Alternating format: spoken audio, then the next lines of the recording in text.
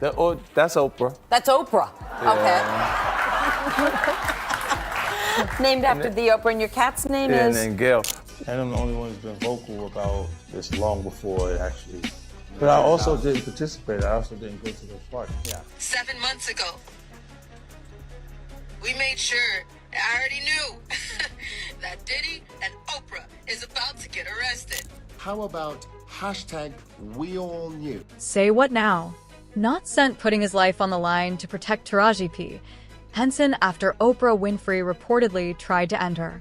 Word on the street is Taraji ran for protection after she rejected Oprah's offer to join her occultist lesbian group.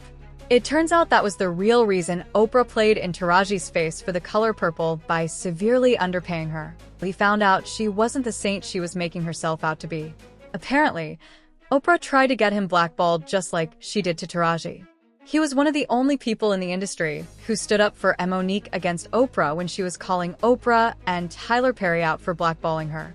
And he isn't holding back from doing the same for Taraji.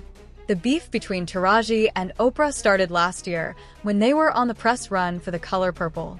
Everyone thought Taraji was going to show up to the press run and talk about the movie, but sis had different plans. She put Oprah on blast for severely underpaying her for her role in the movie and even claimed that she hadn't seen a raise in her salary since Proud Mary. She said she almost turned down the offer to be in the movie because Oprah didn't want to increase her pay even after she tried negotiating with her. Where's my raise? I haven't seen a raise in my income since Proud Mary. And almost had to walk away from Color Purple. Yes, ma'am. Who said what? Yes, ma'am. Yes, ma'am. Because you know what? If I don't take a stand, how am I making it easy for Fantasia and Danielle and Hallie and Felicia? Then why am I doing this? If it's all just for me, why are you here? We are to service each other. God is very clever. He put us on this earth and he made us all look different. He made it complicated. We need to figure it out. And we can, and we are. You have to look at the glass as half full. It's always half full. Taraji later appeared in another interview with Oprah's BFF and alleged lesbian lover Gayle King and revealed that she considered quitting acting after her awful experience with Oprah. But guess what? While Taraji was having a mental breakdown on the show, Gayle was trying to gaslight her because, as I said before, she's besties with Oprah. She wasn't going to just sit quietly as Taraji. And I heard on the street, Taraji, you had the audacity to say you're thinking about stopping acting. We said, stop talking. Are you thinking about it? I'm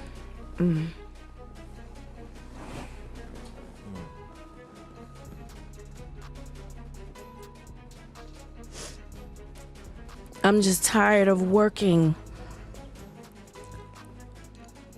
so hard, being gracious at what I do, getting paid a fraction of the cost. I'm tired of hearing my sisters say the same thing over and over. You get tired. I hear people go, you work a lot. Well, have to. The math ain't mathing. Hearing that my entire career, 20 plus years in the game, and I hear the same thing, and I see what you do for another production, and when it's time for us to go to bed, you don't have any money. They play in your face. And I'm just supposed to smile and grin and bear it and just keep, enough is enough. While Taraji was doing all this, 50 Cent stepped into the chat to defend her by reposting a screenshot of an article to his IG, announcing that he was ready to work with her. He said in the caption, "They dropped the ball. FM Taraji, I'm ready to work. Let's get it." This was an obvious shade to Oprah. He was basically like, "Hey Taraji, since Oprah wants to play in your face, come over here. I have work for you, and will actually pay you what you deserve." 50 is a petty man, so this was very on brand for him, especially since prior to this, he had also had issues with Oprah. In fact, this wasn't his first time putting her on blast publicly. You see, back when 50 was blowing up in the industry, he wanted to clean up his image from a gangster. It's my grandmother's home. I came out like 12 o'clock in the afternoon, May 24th. She was bent over, actually planting flowers in the garden, and I walked over here to sit in the actual vehicle that my friend was waiting for me in, and the car pulled up. On the side of us, a guy got out the passenger seat of that car, came around behind it, and through the actual car. What does it feel like to be is it a physical feeling? Yeah, it doesn't hurt as much as people imagine it hurts because of your adrenaline and how the shock of what's actually going on, it hurts after. Did you feel the first one or the ninth one? I don't even know. I didn't know my legs were broke.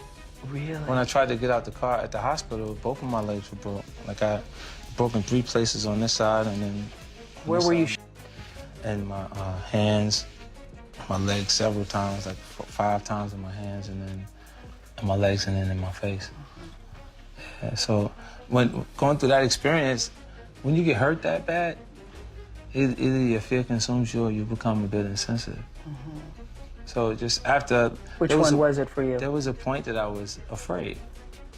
Afraid? Yeah, following that, actually being it was like I was afraid because everybody involved in the situation was still physically available to do again. The part two. Yes. Yeah, to just do it again. And then it was like, I got tired of, in the recovery process, I got tired of being afraid. Mm-hmm. And then the only way that I could, like, to cover those emotions were to be a little more aggressive.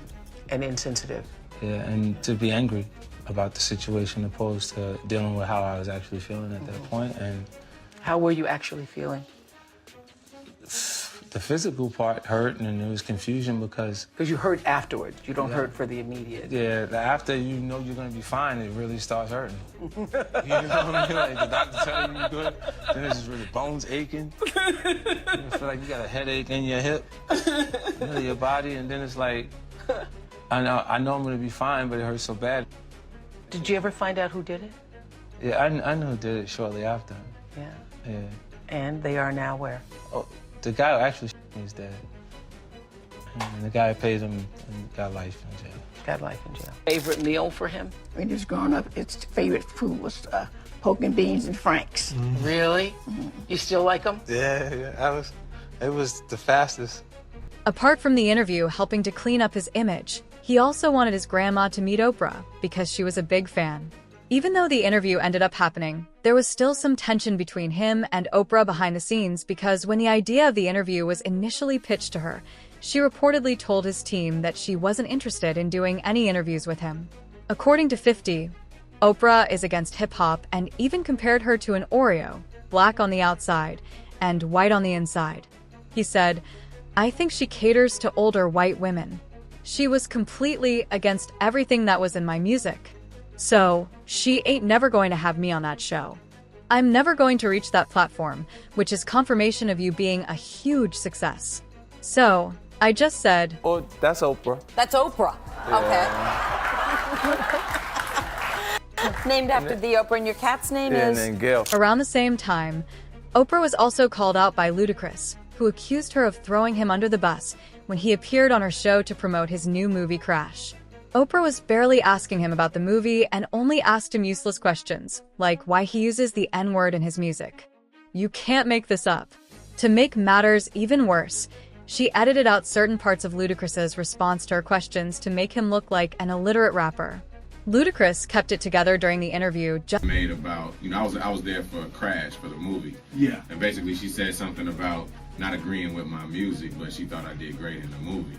And of course I was up there with the whole cast of Crash. Mm-hmm. And so I didn't necessarily feel like that needed to be said. You didn't agree with my music. And even if you don't agree with certain songs I made, say you don't agree with certain songs, don't say you just don't agree with all of my music. Right. She was able to say what she said, and then I had my rebuttal. And when I saw the final show, her comments were in there. Right, was in there, but yours wasn't in there. And mine weren't in there, so it just looked like I kind of took it. Wow. Like it was just quiet and didn't You're say this that's what I man? did. And then there was Dave Chappelle, who appeared on Oprah's show after rejecting a $50 million deal with Comedy Central and jetting off to Africa for his safety.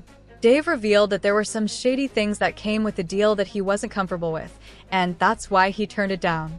But while he was saying all this, Oprah kept interrupting him and increasingly paranoid. Would you say you were paranoid? Sure. First of all, what is a black man without his paranoia intact. You might win $100 in a poker game and be on the subway. You gonna look over your shoulder. They just said in everything I had $50 million. That's like making me a marked man. So did you go to a psychiatric hospital? In South Africa? Yeah. Who? I'm insane. They were trying to get me to take psychotic medication. Yeah. I said, I'm not taking this medicine, man, because I know these people be trying to control you or maybe discredit you. I was afraid, like, you know. But you were stressed out. That's why. There's no question. But it's very stressful for someone to constantly walk behind you and say, you're insane. Now, going back to Taraji, she never actually stood a chance against Oprah. And Monique made that very clear to us when she accused Oprah and What is that black dick connected to? That black man? So no, I was not blackballed. I was whiteballed. By some black who had no balls. Thank you, Mr. Lee Daniels. Thank you, Mr. Tyler Perry. Thank you, Miss Oprah Winfrey. No, baby, I wasn't blackballed. I was by some had no balls. And see, I know they like to say, Monique, you talk too much. It would me not to say the real shit. It would me not to say the real shit. You are not paying me equally. You are not treating me fairly. So y'all can suck my if I had one. While Monique was exposing all this, everyone thought she was making things up, except for 50 Cent. He was the only one who stood with her. He posted a photo of Monique on his IG and said, "All in favor of Monique being back on top. Say, make it happen, 50. Stop effing around." I went to see the Monique stand-up show during Super Bowl weekend. It was so good. She had me in a trance. You got to go check her out. He later made another post demanding that Tyler and Oprah apologize to Monique because he was about to bring her back on top again. He said, "I'm sure Oprah Winfrey and Tyler Perry would not want to continue to allow their influence to damage Monique's career. This has gone on for way too long. So now would be a great time to apologize because I'm going to put her back on. Green light gang, I don't miss." Now, 50 Cent might tell a joke, but he never tells a lie. He stood on his word and gave Monique a role in season 2 of his hit TV show BMF. And Monique ate that role right up. Now, as I said, it's unclear why exactly Oprah did Taraji dirty like that, but the streets have been talking, and it's now being alleged that Oprah apparently tried getting Taraji mixed up in some things that she wanted no part in. Allegedly, it had something to do with a lesbian cult that Oprah and Gayle are a part of. None of this is confirmed, so you need to sip all this tea with some discretion. In the meantime, people had their thoughts and wasted no time making them known. One person said, "Just imagine looking up to someone for years and you're finally in the same spaces, only to find out that they are a total fraud and